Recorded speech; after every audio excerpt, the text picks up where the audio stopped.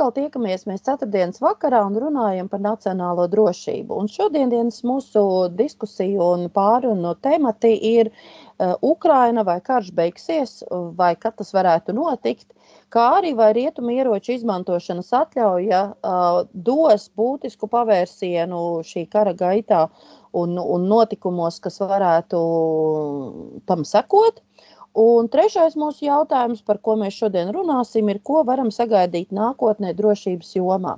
Pasaule ir ārkārtīgi mainīga, pasaule ir ārkārtīgi interesanta, un mēs redzam vairākus arī notikumus ar avio pārvadājumiem, kad ir viena avārija, otrā avārija, mēs redzam pēkšņi dronus, neidentificētus dronus, kas lido virs militālajām bāzēm, šī gadījumā tikai Anglijā. Ko tas viss liecina un uz ko mēs ejam, par to mēs šodien runāsim tātad visplašākajā veidā. Un tāpēc uzreiz arī sāksim ar to, ar pirmo jautājumu. Ukraina vai karš vispār beigsies, un, protams, tas ir saistīts arī ar to, kāds lēmums ir šobrīd pieņemts un kādi notikumi ir bijuši Ukrainā un ko mēs varam gaidīt. Lūdzu, sāksim varbūt ar Kārli, ko Kārlis saka šajā situācijā kā militāra persona. Labvakar, labvakar.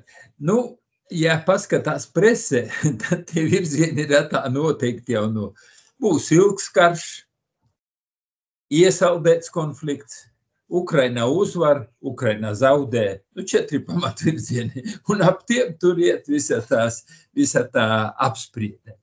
Saprotams, ka neviens tā konkrēti jau pateikt, cik un kā tas viss notiks, tā ir ļoti grūti. Bet tomēr arī Zelenskis, ja tā skatās, viņš diezgan optimistiski, viņš no sākuma dažāda varbūt bija attieksme ar jauno ASV prezidentu Trumpu, bet tagad viņš tomēr arī uzskata, ka Trumps nāks, ka tas ir lēmums tiks pieņemts. Bija intervijā Gordonu, kad viņš uzstājās arī Latvijā šeit masmedijos bija. Es domāju, viņš arī diezgan tā kā precīzi pateica, kad biznesa cilvēki, kur var uzskatīt arī jauno ASV prezidentu, viņi ir pieraduši risināt, mazāk tur runāt, risināt to problēmu. Un ir tas variants, ko arī viņš izsaka, un tas tā kā man izskatās diezgan iespējams, ka tur būs vai pa taisno, vai caur saviem tiem padomniekiem zvans Puķinam, un ar to sarunā jau būs tāda konkrētāka lieta apstādināt, iesaldēt pagaidām to visu karu, un tad tie varianti ir varianti dažādi. Vai iesaldēt to joslu, kaut kādu neitrālo dara un tam līdzīgi, kaut kādus tos noteikumus pateiks. Tas nenozīmē, ka viss atgriezīsies tāda būs, kā bija pirms 14. gadā, 2014. gadā. Bet kaut kādus noteikumus arī pateiks, ja Puķins saka nē, tad Trumps var pateikt, tad mēs atbalstam Ukrainu, ieročus vairāk dodam, un tad tas karš, tad skatīties, kādas būs tās sekas. Otrs, Zelenskim zvans, un arī tas ir piedāvājums. Zelenskim saprotams, ka tā situācija ir tāda, kāda ir. Viņam saprotams, ka ir ļoti daudz cilvēki, negrib tā, ka Ukrainā paliktu viņas teritorijā kaut vai uz laiku ilgstoši okupēta un tam līdzīgi, kā daži jau izsaka to variantu, tā kā bija Somijā. Jā, bija karš, teritorijās tika ieņemtas, tur viss tas konflikts kā iesaldēts. Ir tās piemērs arī Baltijas valstis, skatieties, mēs tik daudz uz 50 gadus vai pusgadsimtu bijām, rietumi neatzina, mēs reāli atradamies PSRS ietvaros, un tas tādi ir, un tas Zelenskim arī tas likt var priekšā, un tad tur atkal. Es domāju, ka Trumps un kā biznesmeņi tādā līmeņā, es arī runāju to Gordons arī sacīja, ka tie cilvēki, kas ir pieraduši ne tukši tur runāt, bet konkrēti, liks arī konkrēti negribiet pieņemt tos noteikumus. Tad mēs atejam no tās problēmas, ir Eiropas Savienība, lūdzu, Eiropas Savienībā jūsu lietas kārtojiet paši. Kad Trumps pirmo reizi atnāca un man visu laiku tas prātā, ka es biju Saeimas deputāts, nevarēju 1% sasniegt aizsardzībai. 0,9, kaut gan likumā bija ierakstīts. Trumps atnāca, visu atrisinājās. Ir 2%, vairāk kā 2%, un ne tikai mūsu valstīs, ne visās, bet lielākoties arī vācieši sāka ieklausīties un tam līdzīgi. Ja tagad, piemēram, Trumps, viņš tomēr piespiedīs un tai virzienā iet, kad Eiropas Savienība sāks domāt par savām aizsardzību spēju stiprināšanu. Saprotams, ka tas nav izdarāms 1-2 dienās vai kā, ka tur tā Ukrainai varēs palīdzēt, ka Eiropas Savienībai būs lielas spējas. Bet vajag atcerēties vienu lietu. Tādi cilvēki kā Puķins atzīst tikai spēku. Un šeit viens piemērs Karabahā, kas notika. Azerbaidžānā kā ar Armēniju, it kā Armēnija ir kopā arī ar Krieviju, bet Krievija ko iebilda, ka Turcija nāca Azerbaidžanai palīgā. Turcija pat izsacīja savu versiju, ka Azerbaidžanas karaspēks tas ir kā daļa no Turcijas karaspēka. Daudz mēs kaut ko dzirdējām no Krievijas draudus vai kaut kādus, tādus, ka ko jūs dariet, ko jūs lieniet, tā ir teritorija mūsu atbildībā. Vai arī, kā lidmašīna ielidoja Turcijas teritorijā, Turcija notrieca, un kas bija, tur kaut kādus augļus kādu laiku nepārvadāsim. Krievija vadība ir pieradusi cienīt spēku. Daudzās valstīs tā ir, bet šeit runājam runā par Krieviju, spēku cienīt. Bet es uzskatu, ka tā situācija tiks risinātā. Vai viņa būs tik patīkama vai nepatīkama vienai vai otrai pusē, es domāju, ka visās pusēs paliks neapmierinātas, bet risinājums būs. Paldies! Paldies! Raimond, lūdzu, jūsu viedoklis. Jā, labvakar, paldies. Principā, tiešām šobrīd laikam ir jāsaka tā, ka visa pasaule atrodas visbīstamākajos 2 mēnešos līdz 20. janvārim. Kāpēc? Tāpēc, ka ir pilnīgi skaidrs, ka aizejošā Baidena administrācija, kur ir cietusi graujošu sakāvi gan senātā, gan pārstāvu palātā, gan prezidentūrā, darīs visu iespējamo, lai Donalda Trumpa administrācijas dzīvi padarītu maksimāli grūtu. Tātad, lai Donalda Trumpa administrācijai būtu maksimāli grūti panākt jebkādu risinājumu Ukrainā. Kāpēc? Tāpēc, ka to, ko mēs redzam, Baidena atļauja attiecīgi ar tālās darbības rādījus raķetēm apšaudīt Krievijas teritoriju, tālāk Francijas un Lielbritānijas un iespējams arī pēc Vācijas parlamenta ārkārtas vēlēšanām arī Vācija pieņems šo te lēmumu izmantot Taurus raķetes Krievijas teritorijā. Tātad ir skaidra virzība uz tālāku eskalāciju. Tātad šajā te karā. Tātad ar nolūku, lai 20. janvārī Donaldam Trumpam būtu tāda situācija, ka viņš to, ko 24 stundās nevarēs pabeigt šo kāru, bet nevarēs arī 24 dienās un 24 mēnešos to izdarīt. Tāpēc, ka līdz 20. janvārim var notikt jebkas. Mēs jau redzējām šo situāciju pagājušā nedēļā, tikai atgādināšu, 19. novembris tiek apšaudīta Krievijas teritorijā ar amerikāņu raķetēm. 19. novembrī Krievijas prezidents Putins paraksta jauno kodola doktrīnu, ar kuru samazina būtiski kodola ieroču pielietošanas slieksni. 21. novembrī nākamā apšauda un 22. novembrī ir attiecīgi, kā Vladimirs Putins nosauca Arešņika raķetes trieciens Ukrainai. Tātad vienas nedēļas laikā situācija ir praktiski aizgājusi ļoti tālu un nepatīkami. Es, protams, nedaudz esmu izbrīnīts par Zeļenski, tāpēc, ka gan Trumpa dēls, gan attiecīgi jau nevēl ieceltie, bet Trumpa administrācijas nākamie dalībnieki, principā izteica ārkārtīgi negatīvu reakciju pret to.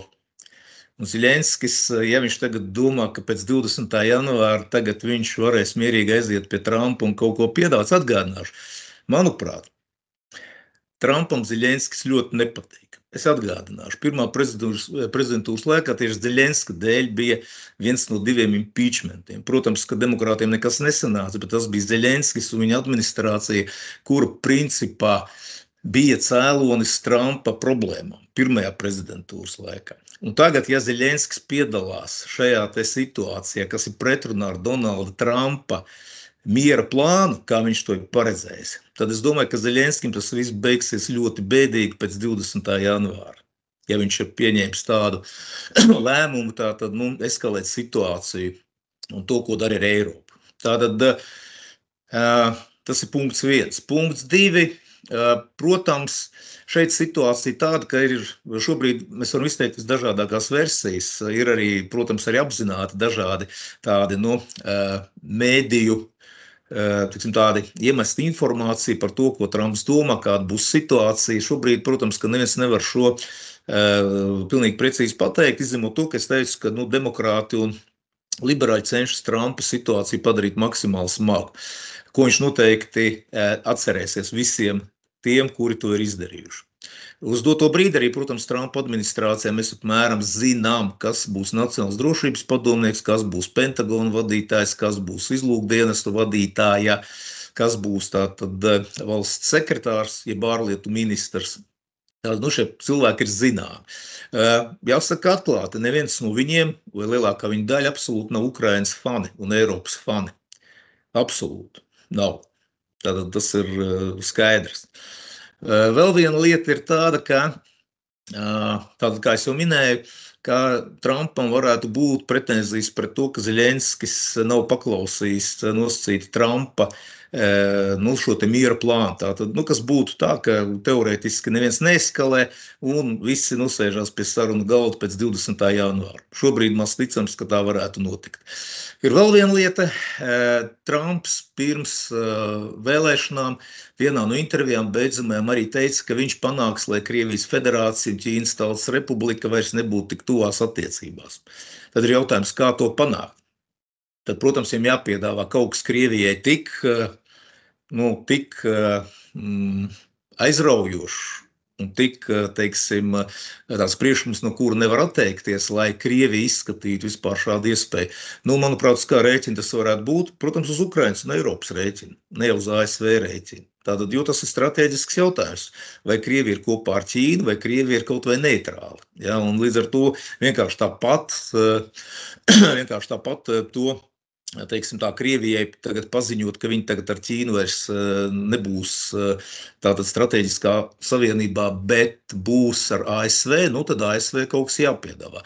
Un trešais variants, es godīgi sakot ļoti skeptisks par to, ka tagad Eiropa sasparosies un tagad visiem būs 2 un 3% un tagad militārā rūpniecība zels un plauks pēc 30 gadiem, kad neviens nepievērs uzmanību ne Vācijā, ne Francijā, nekur ne bruņotiem spēkiem, ne militāra rūpnieciskiem kompleksam.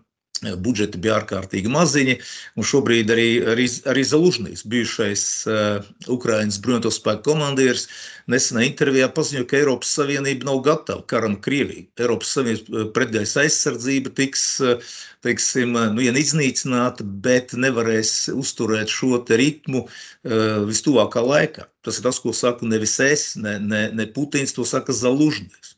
Līdz ar to nav nekādu, teiksim, pamata neticēt tam, ko viņš saka, būdams tagad vēstnieks Lielbritānijā. Kāpēc es tam neticu? Tāpēc, ka ja militārais budžets Eiropā palielināsies, bet pasliktināsies iedzīvotāju dzīves apstākļi, tad jūs redzēsiet, ka nākamās vēlēšanās alternatīvai Vācijā būs vēl lielāks rezultāts, Le Penai būs vēl lielāks rezultāts, un visur Eiropā pie varas nāks tieši šādi spēki. Pat Rumānijā, par ko neviens neraksta Latvijā. Tā ir pietiekami liela valsts. Pirmajā prezidenta vēlēšana kārtā ir uzvarējis kandidāts, par kuru neviens nedomāja, ka viņš varētu uzvarēt. Ukrainas pretinieks un cilvēks, kurš runā par sadarbību ar Krievijas federāciju. Un tieši tā iemesla dēļ, ka, teiksim, ekonomiskā situācija un cilvēki vienkārši vairs negrib investēt, teiksim, Ukrainā. Negrib. Jā, to jārēķinās, ka ik viena partija, kas iznāk ar tādu priekšlikumu, riskē tagad pēc 3 gadiem gandrīz militārā konflikta, riskē, ka viņiem vienkārši nenobalsos. Kā es arī atgādināju, ka balso ne ukraiņi vai latvieši, balso attiecīgi rumāņi, vācieši, francūži, spāņi un tā tālāk. Tā kā šobrīd manuprāt, mēs esam ļoti lielās krustcelēs. Arī Zeļenskis teica, ka miers ir iespējams, Trumps ir teicis, ka miers ir iespējams, ir attiecīgi tā sauktā miera draugu grupa, kur vadošās lomas spēlē Ķīnas Tautas Republika un Brazīlija, kas arī uzstājās par to, ka mieram Ukrainā ir jābūt nākamajā gadā, bet viņu priekšlikums ir principā diametrāli pretējs tam, ko Zeļenskis piedāvā. Viņu priekšlikums ir tātad tūlītēji uguns pārtraukšana, pamiera noslēgšana, un attiecīgi šobrīd nav jautājums par teritorijām, bet sākas pārunas izejot no fakta uz zemes.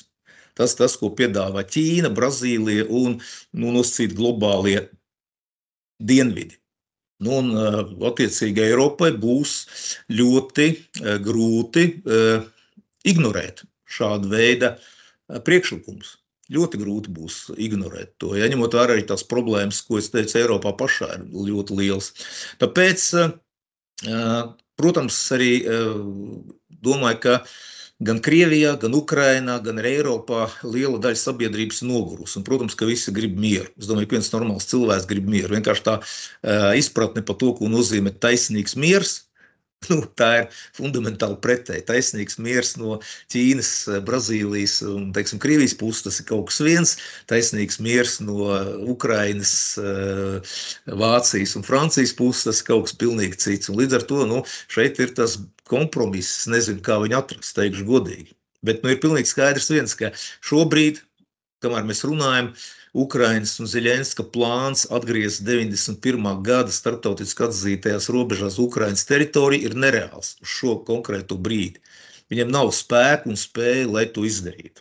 Nav nekāda pamata domāt, ka tas varētu tuvākā laikā tiks izdarīt. Tāpēc sarunas noteikti būs, bet, kā es noslēgumā gribu pateikt, diemžēl mēs redzam, ka politisku iemeslu dēļ aizojoša administrācija un arī Eiropas liberāļi cenšas Donalda Trumpa pozīciju un misiju padarīt maksimāli grūtu un sarežģītu. Lai tā situācija uz 20. janvāru būtu tik sarežģīta, ka viņam būs ļoti grūti ar vienu zvanu atrisināt tātad šos te jautājumus. Diemžēl. Paldies! Paldies, Kārli. Ir kāda piebildīt laikam?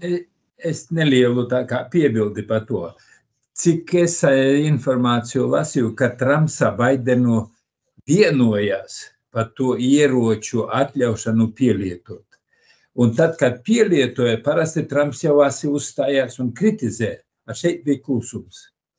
Tas bija viņu kopēja vienošana. Es nevaru 100%, bet katrā ziņā tāda parādījās tā ziņa, un principā ir kaut kāda loģika tur. Nākamais, ja runā, kādās tā ir taisnīgi vai netaisnīgi un tam līdzīgi, pagaidiet. Ir ANO. Tur tak ir kaut kādi noteikumi. Vai var tu citu teritoriju vai kā. Ir 1994. gada Budapeštes vienošanas. Atdodiet kodolieroču Baltkrievija, Ukraina, Kazahstāna un Krievija, Lielbritānija, ASV garantē, ka paliks tās robežās. Ko tā negarantē? Ko te negarantē? Kam var tā ticēt? Kā var arī cilvēki kaut kam ticēt, ja pieņem tā lielvalstis kaut kādus lēmumus, tikai papīru, kur aiziet uz toaleti. Tā gan toaletes papīri. Tas ir šitādās lietas, bet labi, paldies. Sabiedrība jau, es domāju, arī patiesībā vairs nekam īsti vairs lāga netic, jā, jo redziet, mēs šobrīd esam aizgājuši tik tālu, kas mums vispār vēsturē nav bijis, ka bukmēkeri pieņem likmes par to, būs vai nebūs kodola uzbrukums, jā, kaut kur un kodola sprādziens. Tad tas nozīmē, ziniet, mēs jau tādā sportā esam, paspēlēsimies, būs, nebūs, kurš vinnēs, ja? Jautājums tikai, ja būs, tad kur tad tā nauda, kā saka, jēga tam visam. Bet fakts kā tāds, ja, tas ir pilnīgi neredzēts notikums arī Eiropas dzīvē, ka šobrīd var likt likmes par to, ka būs vai nebūs kodola sprādzieni un uzbrukumi. Ja? Mēs jau esam tik tālu aizgājuši. Tad, tas nozīmē, ka sabiedrība arī ir ar savu veidu noskaņojumu kā tādu. Jā, Raimond, bija kāds komentārs laikam. Vēl bija ļoti īsts komentārs, es to pilnīgi piekrītu, ticēt nevienam nevar, un ja lielvaras intereses pieprasa rīkoties tā nevis savādāk, tad visas vērtības tiek iemestas miskastē, tāpēc, ka intereses prevalē pāri visam. Un tas pats attiecās gan uz tevis minēto Budapeštas memorandu, gan uz teritoriālo vienotību un tā tālāk. Un mēs to redzam gan Dienvidslāviju, bijušu un Kosovu, un tad, protams, uzdod jautājumu, kāpēc Kosova var deklarēt neatkarību un kāpēc kāds nevar. Un tā mēs varam aiziet ļoti dziļi. Ja? ANO nestrādā, pilnīgi piekrītu, citas organizācijas ANO vietā nav, bet ir pilnīgi skaidrs, ka gan amerikāņiem, gan Trumpam, gan Eiropai būs jārēķinās aizvien vairāk ar globāliem dienvidiem, ar Ķīnu, ar Indiju un ar viņu viedokli. Un ja viņi neatbalstīs viņu viedokli par Ukrainu, tad viņi neatbalstīs. Un Eiropa te var rakstīt vēstules, un Makrons un Šolts, un kas tik vēl tur ne. Tie laiki, kad viņi varēja ar vienu telefonu zvanu kaut ko atrisināt Ķīnā, Indijā un Āfrikā, ir sen beigušies uz neatgriešanos. Tāpēc šeit būs jāmeklē kompromiss jebkurā gadījumā. Jā, un tad tomēr ir jautājums par to, vai šobrīd atļauja lietot tālas darbības šos ieročus un lietot viņus Krievijas teritorijā, vai šis notikums mums tomēr eskalēs visu šo nākotni arī Eiropai un pasaules mērogā, vai tomēr varbūt, ka tas būs iemesls, lai Ukraina un Krievija savā starpā, tomēr varbūt vēl agresīvāk viens pret otru vērstos šajā situācijā, tiešām ar iedarbību arī no Ukrainas puses pret Krievijas teritoriju, vai tomēr varbūtība ir palielinājusies, ka tas viss pārmetīsies uz plašākām teritorijām un arī Eiropa tiks ierauta. Kāpēc es to jautāju? Es to jautāju tā iemesla dēļ, ka Zviedrijā, Norvēģijā un Somijā tieši tagad pēdējās nedēļas laikā ir izdoti bukleti, ir izsūtīti visās iespējamos veidos ziņas par to, ka ir jāgatavojas kara darbībai un tā tālāk. Ja mēs tagad paskatāmies mūsu ziņu kanālā, tad agrāk gāja runa tikai, ja tur iestājas ārkārtas situācija, tad kur glābties, tad tagad mēs jau runājam par kā rīkoties kodola draudu apstākļos. Ja? Tad faktiski mēs visā Eiropā šobrīd redzam, sākot no Skandināvijas un jau pat arī Eiropas centrālajā daļā, mēs redzam valdību organizētu informatīvo kampaņu par to, kā gatavoties, ka sākt krāt resursus dažādus un ka būt gataviem šīm te kara darbībām. Vai šī darbība no valdību puses, vai viņa ir kā atbildes reakcija uz to, kādi lēmumi pieņemti, vai tas ir tomēr liecina, tīri analītiski mēs tagad, ja mēs paskatāmies, vai tas liecina, ka tomēr visi apstākļi, nepasakot sabiedrībai tiešā tekstā un skaidri nepasakot, bet ka tomēr visi šie apstākļi liecina, ka mēs ejam aizvien ar katru soli tuvāk un tuvāk reālai kara darbībai starp Eiropu un Krieviju. Kāds ir jūsu viedoklis tad? Vai varbūt šīs atļaušanas, šīs ieroči, varbūt, ka tas neko nenozīmē. Tas ir savstarpēji atrauc vispār un tur nav nekādas saistības. Bet man vismaz šķiet, jo vēl vienu momentu, ko es piemetināšu, tātad mums ir 2 lieli optiskie kabeļi, kas faktiski Eiropai ir bojāti. Tas ir Vācijas, Somijas kabels un Lietuvas, Zviedrijas kabelis.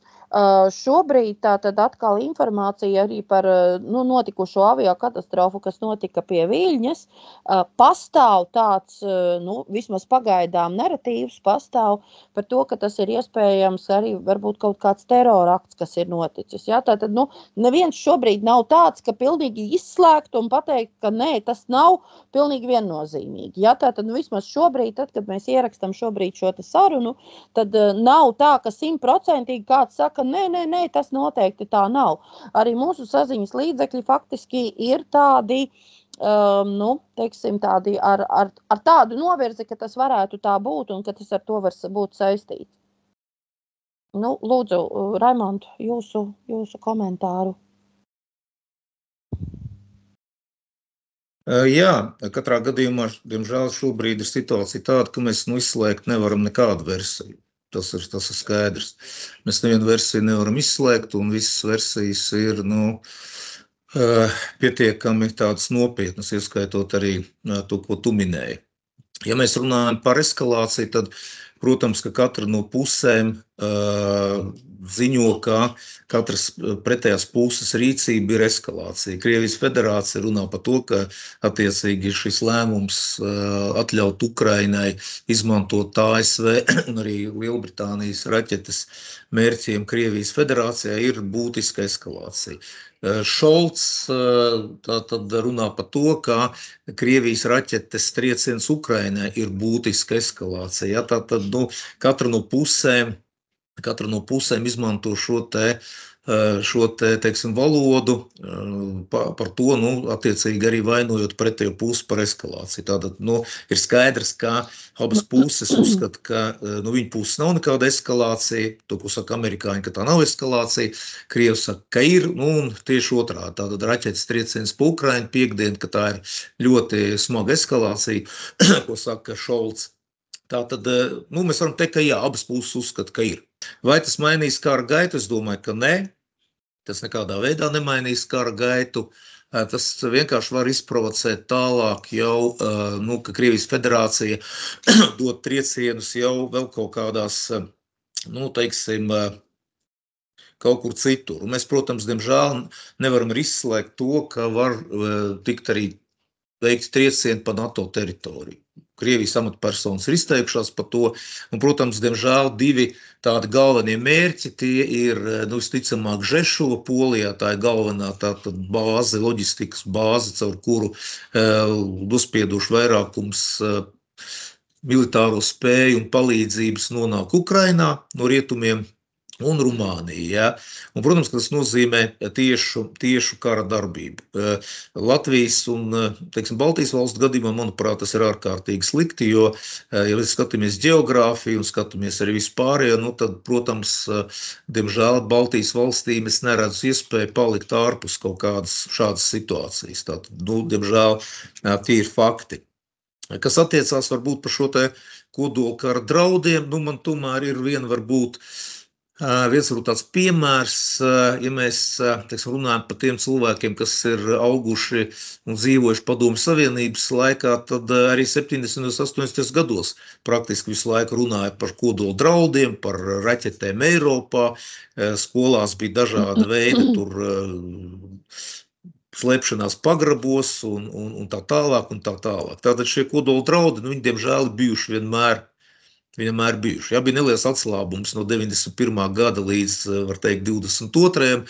Bet šobrīd atkal mēs esam, diemžēl, šādā situācijā, ka izslēgt kodola ieroču pielietošanu mēs nevaram. Un, diemžēl, šeit ir runa nevis par Kubu kā 1962. gadā, bet šeit ir runa jau par Eiropas centru. Šeit runa par Ukrainu, šeit runa par, teiksim, Eiropu. Ja?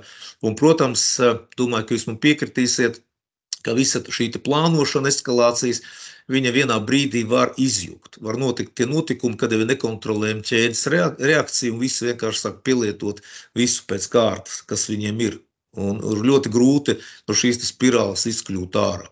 Ja, tā kā šāda veida briesmas ir, vēl jau vairāk, kā es teicu, ka nāk pilnīgi tātad cita administrācija Amerikas Savienotās valstīs, kas nekādā veidā nav saistītas ar nosacīto šo dziļo valsti vai establishmentu, ja šie cilvēki tomēr ir Trumpa lojālisti, un grūti paredzēt, kāda būs viņu reakcija, jo šobrīd viņi nav spējīgi pieņemt lēmumus, viņi oficiāli nav iecelti, viņi oficiāli nav vēl amatos, ieskaitot pašu Donaldu Trumpu. Tāpēc es atgādinu un atkārtoju, ka eskalācija viennozīmīgi ir, kodolkara draudi viennozīmīgi ir, un šie 2 mēneši līdz Donalda Trumpa inaugurācijai būs ārkārtīgi spraigi un ārkārtīgi sarežģīti visām iesaistītajām pusēm. Paldies! Paldies, Kārli, jūsu komentārs. Nu, šeit man tur viedoklis jau atšķirsies. Sākot ar to, ka tā Puķina uzstāšanās un Krievu runā, tā ir slikta anekdote, bet anekdote. Tad jau nozīmē Daņetsku var šaut, nevar, Lugansku var šaut, nevar, tā ir Krievijas teritorijā. Pa Krimu var šaut, nevar. Tā ir Krievijas teritorija, tā kā Krievija pieņēmusi. Viņi paši sajauc visu, ko viņi kur dara. Tas ir tā kā pirmais moments. Otrais moments ir, atceramies drusku vēsturi, lai cilvēki arī paskatās. Pirmais pasaules karš. Ķimiskie un bioloģiskie ieroči, kad pārgāja uz otro, arī pirmais pasaules karš un pārgāja uz otro pasaules karu, bija aizliegti, un to tomēr ievēroja, kaut gan karoja ne pa jokam. Tā visi cilvēki karoja uz dzīvi, uz nāvi un tam līdzīgi. Tas ir otrais. Trešais punkts. Atceramies, mēs visi Covid, kad bija, vai atceramies tos garos galdus, kā saviem ministriem Puķins pat sēdēja pa lielu gabalu, labi, Franču prezidentu, viņš tur galdā dažādās pusēs, bet viņš ar Lavrovu, ar saviem ministriem sēdēja pat pa gabaliņu, lai tikai kaut kas nenotiktu, nesaindētos. Tas ir nākamais. Un nākamais punkts, es teikšu tā, ka 80. gadu beigās, kad izstrādāja krieviski razviedateljnie udarnie kompleksi, izlūkošanas triecienu kompleksi, kuru precizitāte 3-5 kvadrātmetri, ka viņi var trāpīt, tad nozīmē to, ka kodolieroči principā nav vairs efektīvi un vajadzīgi. Tad arī slēdza daudzos to skaitu, ka var samazināt. Līdz tam jau skaitījās, jo man ir vairāk kodolieroču, es esmu spēcīgāks. Tagad jau visiem pierādīts to, ka ar tiem precīziem ieroči bez kodolādiņiem var iznīcināt visus. Visu to, ko objektus, kurus grib. Un Puķins ar to zina. Viņam nav tādā slēptojas, kur viņš noslēpsies un par to nezina. Viss tas ir zināms, abām pusēm jau ir zināms, saprotams. Tāds kosmos un tam līdzīgi tas ir zināms, ka tu tiks iznīcināt. Un tādēļ es nedomāju, ka viņam viss tā kā ir, ko viņš ir gatavs uz to, lai iet nāvē, kādi mērķi tam. Tas, ka baidīt, jā, to viņš dara perfekti. Un tas ietekmē vēlētājus. Vēlētājus Latvijā, rietumos, vēlētāji Krievijā mēs nerunāsim. Viņiem ir ziņu avots ir viens, un viņi tam tic, ka tas ir vienīgais, kas tur aizsargā un tam līdzīgi. Tas ir saprotams, tāpat kā Ziemeļkorejā vai kaut kādās tādās valstīs. Bet rietum valstīs, tā vēlētāji tā ir ietekmēti, kad viņi baidās, jābūt kodol trieciens, un viņi spiež uz politiķiem, un politiķi ir spiesti ar pieņemt lēmumus kaut kādi, lai aizsargātos no to, paskaidrot savu pozīciju. Tas attiecās uz Latviju, tas attiecās ne tikai uz Latviju. Tādēļ šeit viņš sasniedz savu mērķi. Tas, ka tur politiķus vai speciālistus vai ģenerāļus pa nopietni ietekmēt, ir ļoti sarežģīti. Nezinu, kas tur viņam tur sevišķi ticēs, bet vēlētājus ietekmēs politiķus, jā, tas ir fakts. Un vēlēšanu rezultāti var būt dažādi un tam līdzīgi viss var būt. Jā, bet ir jautājums, bet vai mēdīji, žurnālisti un arī tie paši politiķi un arī militāri personas, kuras tiek izmantotas tādā līmenī, un vai viņas skaidro sabiedrībai, kas varētu būt, par ko būtu jābaidās vai nebūtu jābaidās. Jo mēs jau tagad redzam tieši pretējo to situāciju, ka valstu valdības jau organizē burtiski tādus kā uzdzen, tādas kā bailes varētu pat teikt vēlētājiem, ja, ka tūlīt būs, ja, un ir neizbēgami, tie visi izteicieni jau faktiski liecina, varbūt pat sabiedrība nemaz nav noskaņota, bet politiķi noskaņo, ka šī kara darbība ir neizbēgama Eiropai ar Krieviju, ka tūlīt tās jāgatavojās, ja. Mums taču visu laiku nepārtraukt arī televīzijā ir, ja gadījumā kaut kas notiek, tas slēdziet Sargs LV, un tur jūs visu atradīsiet, un ja kodola draudi un kodola trieciens notiek, tad būs uz brīdi pārtraukti sakari, un pēc tam atjaunosies. Man šķiet, ka tas ir vispār pilnīgi nepareizi, jo, ja jau ir tas kodola trieciens, tad jau nebūs arī to sakari neatjaunosies tūlīt pēc trieciena, ja? Kas ir absurds pēc savas būtības, ja? Bet tas tiek stāstīts sabiedrībai. Un tad jautājums, vai tad tie politiķi un arī militāri personas, kuras tad tiktu angažētas runāt ar sabiedrību, vai viņas runā? Latvijā mēs zinām, kā mums ir to runāšanu. Mums ir komunikācija ar sabiedrību ir nekāda. Bet citās pasaules valstīs taču nav jau visas valstis vienādas, bet izskatās, ka arī citās valstīs ir līdzīga problēma, ne? Ne tā? Jā, varu piekrist tev, un teiksim, bijušais NATO militārās komitejas vadītājs, kas pēc tam tagad ir Čehijas prezidents, viņš sacīja, kad pirmais uzbrukums Ukrainā deva to prettriecienu, viņš saka, tā ir vienīgā iespēja, rietumiem palīdziet ar ieročiem, ja tur var sasniegt uzvaru. Ja nē, tad viss sāksies kā šodien. To viņš paredzēja, kad pirmo reizi vēl gadu atpakaļ vairāk gāja uz priekšu. Viņam pieredze militārās komitejas vadītājs, kas bija NATO. Viņš to zina un saprot. Bet ir dažādi iemesli, kādēļ tur viss tas nenotiek. Sākot ir ekonomiski, reāla politika, kad tur ir ienākumi, tur ir biznes, visi daudzi bija ieinteresēti, un tam līdzīgi visu šito ievilcina, un tur mēs tādi esam, tur, kur mēs esam. Un šeit ir ļoti tā situācija, ir patiešām ir sliktā. Bet, ja pat nekāda eskalācija jau nav notikusi, to, ko Krievija visu to dara, kāda viss tas notiek, apšaudes un tam līdzīgi, kur tur vairāk eskalācija, tā saucās spēcoperācijā, ka iet 100,000 cilvēku bojā. Un tu nosaukumu pat ANO nevar lāgā pieņemt, vai kas tas ir, spēcoperācija vai karš. Tas tā ķiņirgāšanās pa cilvēku sapratnī. Bet tā tas notiek.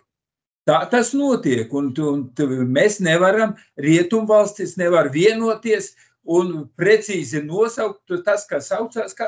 Karš ir karš. Un šeit visu laiku ir tā runāšana un tam līdzīgi.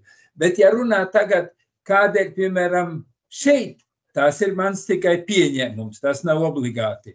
Bet tas ir bizness. Tagad celtniecībā, iedomājieties patvērtnes, cik tas naudiņas tur nāks. Kāda tur ir iespēja nopelnīt. Tur ir zelta bedrē. Un viss tas nāks aizsardzībai vajadzīgs un tam līdzīgi. Tas aspekts arī var būt, arī taiskaitā arī politiķiem. Un tam biznesam, netīram biznesam un sliktam biznesam. Mēs jau ir atklāti vairāk, ka tie, kur visi tie gāja it kā sankcijas, tad tur vēl nav uzliktas sankcijas, tas Eiropas Savienībā nav sankcijas, un tā tirgošanās notiek, un Krievija saņem, ka viens no viņa padomniekiem tur bijuši vai $1 miljārdu dienā. No kurienes saņem? Tirgojoties ar rietumvalstīm. Raķetes, kas atlido, arī no Ziemeļkorejas un tam līdzīgi atrod elementus, kas ir Amerikas Savienotās valstīs un kaut kur ražot bez viss. Kā tas notiek? Notiek caur 3., 4., 5. valstīm. Spēja organizēt un visas tās sankcijas tiek diezgan veikli apietās. Nē, kaut kādā ir iedarbībā. Jo man jau visvairāk pārsteidz, ja ir karš. Vai tev nevar uz kara laika arestēt visus tos, tās bankās, tie 100 miljardu, kas stāv? Es saprotu, ka bankas to negrib. Negrib zaudēt prestīžu un tam līdzīgi. Ja būtu arestēti tā, tur procentus, tur tos kādus miljardus tiek arestēti, nesaņem Krievijā papildus pieaugumu.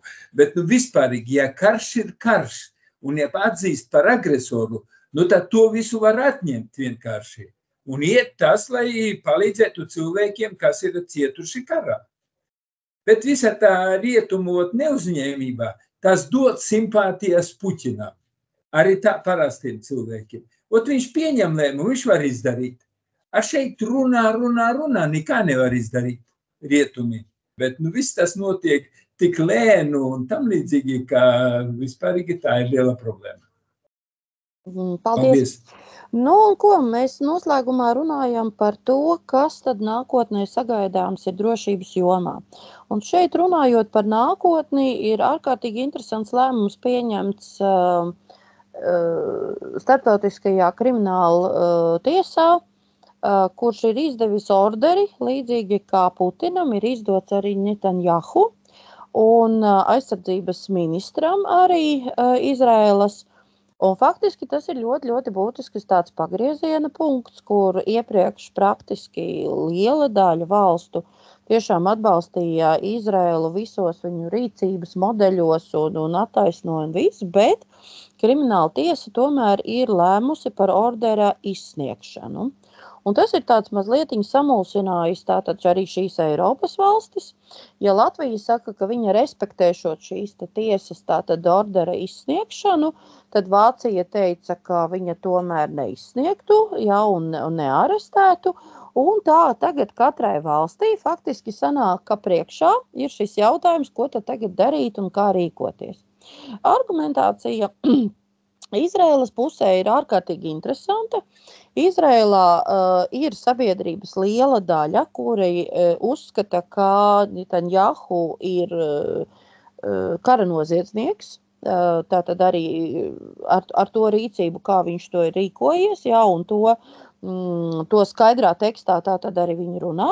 Bet arī pat laikā viņi runā arī par to, ka un viņu prese un masu mēdīji ziņo par to, ka Netanjahu ir ļoti niknas attiecībā uz Eiropu, un pat daži tie izteicieni ir tādi, ka burtiski agresīvi pret Eiropu kā tādu, ka Eiropa nav pat cienīga vispār pastāvēt tāda ar šādu rīcību un tā tālāk. Jā, tātad, katrā gadījumā emocijas sit ļoti augstu vilni. Un tāpēc šis jautājums par nākotni, gan šajā kontekstā, kas tagad ir burtiski pagriezis visu tā ļoti pamatīgi savādāk uz citā virzienā, šī tiesas lēmums un principā tātad sanāk, ka tīri, ja no juridiskā viedokļa mēs skatāmies, tad Putins un Netanjahu ir pilnīgi vienādā līmenī, ir nolikti abi divi. Abiem ir tātad šie orderi par viņu aizturēšanu, apcietināšanu. Un tātad, ko tad mēs faktiski varam gaidīt? Bet es gribētu ne tikai šī kontekstā, bet vispār paskatoties uz šo brīdi. Tas, ka mums līdz 20. janvārim, protams, ir ļoti saspringts laiks, kad mēs nezinām, mēs katru dienu nodzīvosim un noteikti teiksim tā, paldies Dievam, ka esam nodzīvojuši. Ja?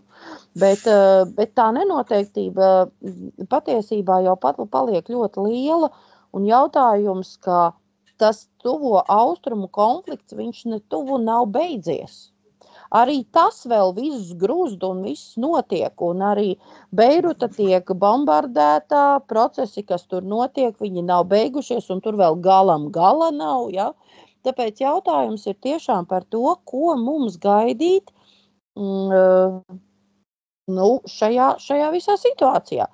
Vai tiešām jāsaka tā, jātaisa bumbu patvērtme un jārokas zemē iekšā, tagad, jo tagad izskatās, ka arī mums tāds, ne īpaši vairs draudzīga attiecība varētu veidoties arī ar Izraēlu patiesībā, bet Izraēla mēs atcerēsimies to, ka Izraēla starp citu nav parakstījusi ļoti daudzas konvencijas starptautiskās līgumus, viņa nav pievienojusies, viņa vienmēr ir dzīvojusi autonomi un lēmusi visus jautājumus autonomi.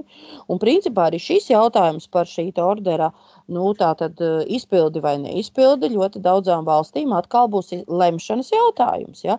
Tad faktiski sanāk, mēs jau tā esam dalīti krustu šķērsu par tiem vai pret tiem, ja? Un tagad vēl nāk vēl viens jautājums klāt.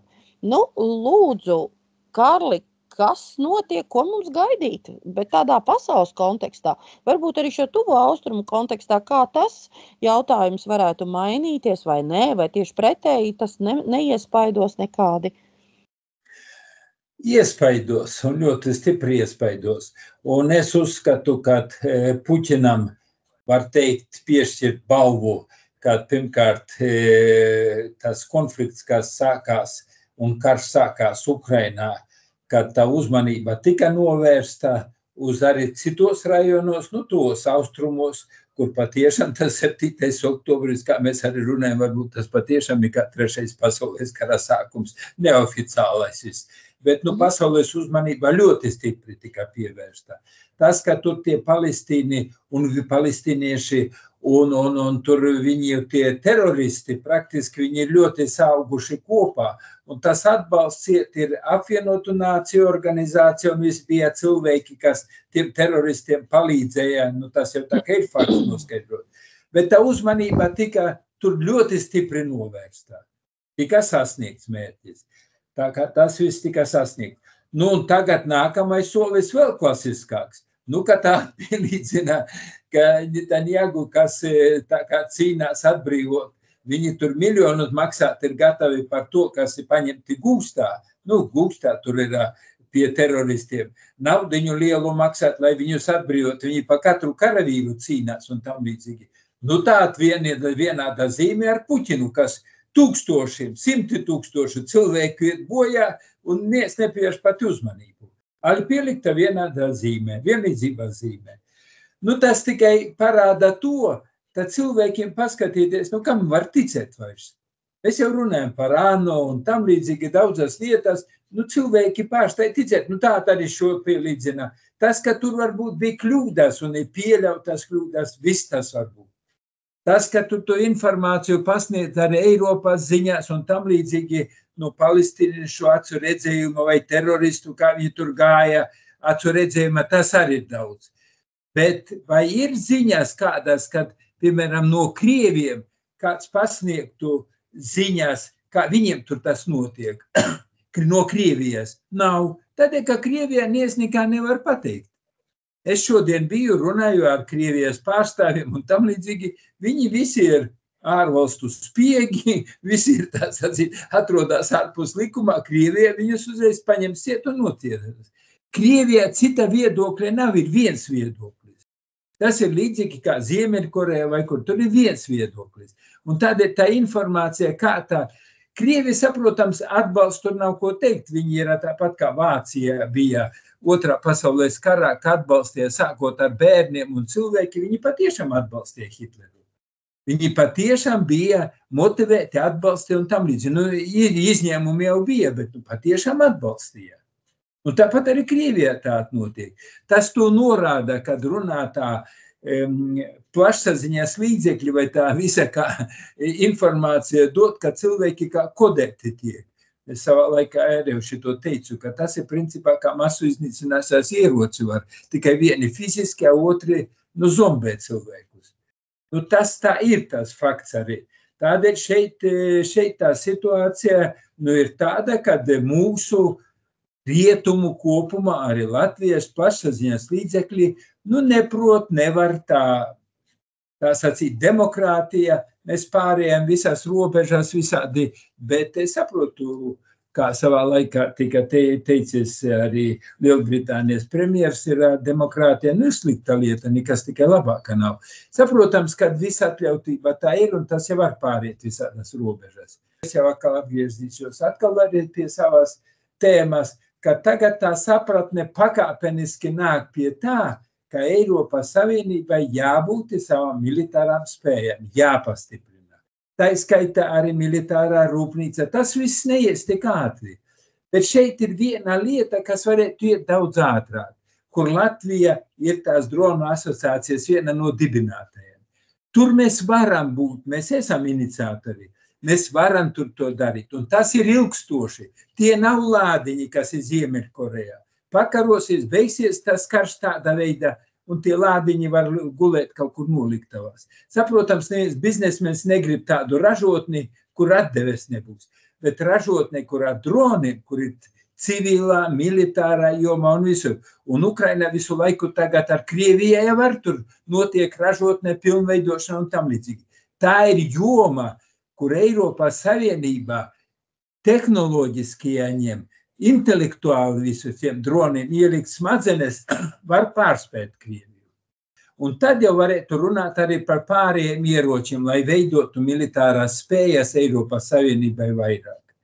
Vai vairāk varētu veidot. Tādēļ es uzskatu, ka jāsaka, tā virzienā ir jāstrādā, un tur mēs varam darīt arī Latvijā, tā skaitā.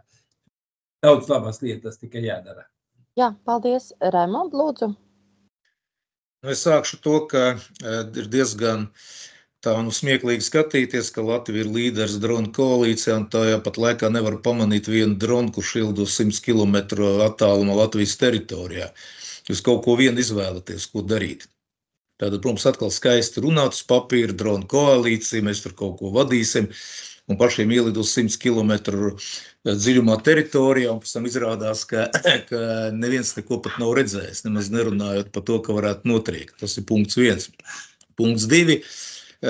Viena no tādām situācijām varbūt, ka notiks globālās, vai skaitā arī tiesību sistēmas fragmentācija.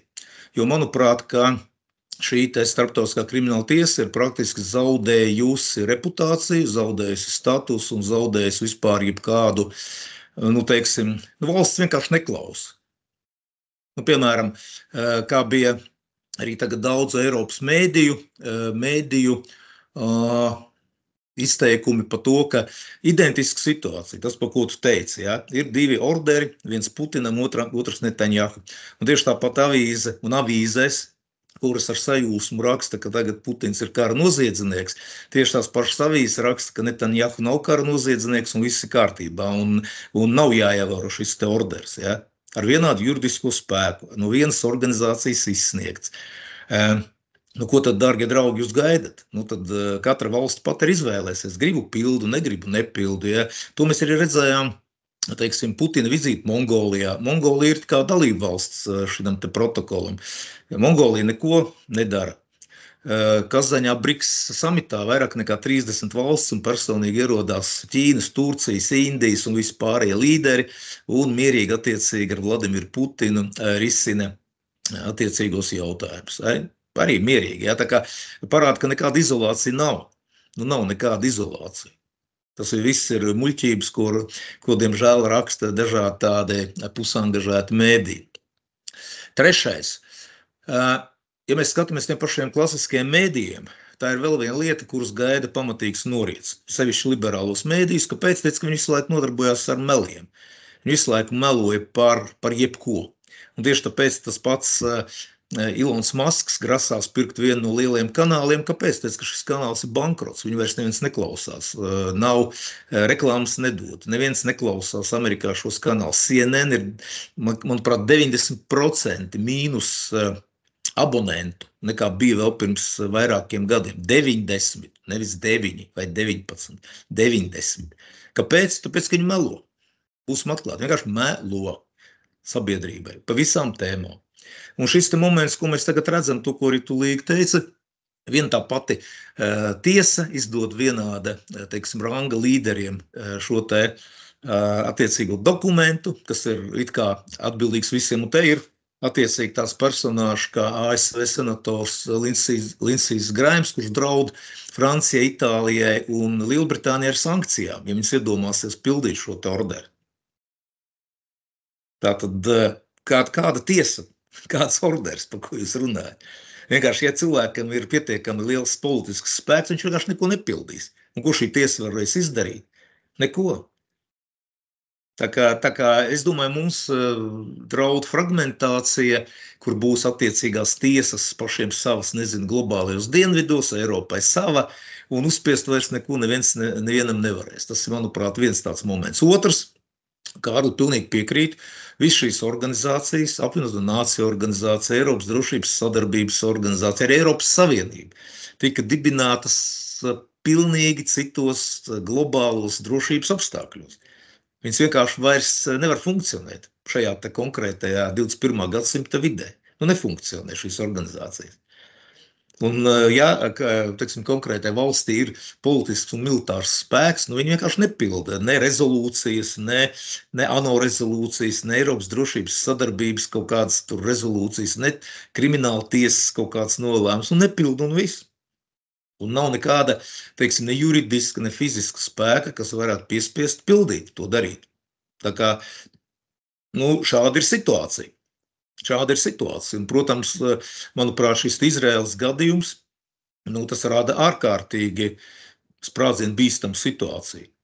Ņemot vērā Izraēlas status pasaulē, ņemot vērā attiecīgi Izraēlas lobija iespējas Amerikas Savienotās valstīs un Eiropā, ņemot vērā to, ka liela daļa globālo dienvidu ir noskaņots pret Izraēlu, arī Turcijas prezidents apsveic attiecīgi šo te lēmumu, ja, lai gan viņš ir NATO dalību valsts vadītājs un līdz ar to arī viņam pilnīgi pretējs viedoklis nekā lielākai daļai NATO un Eiropas Savienības dalību valstīm.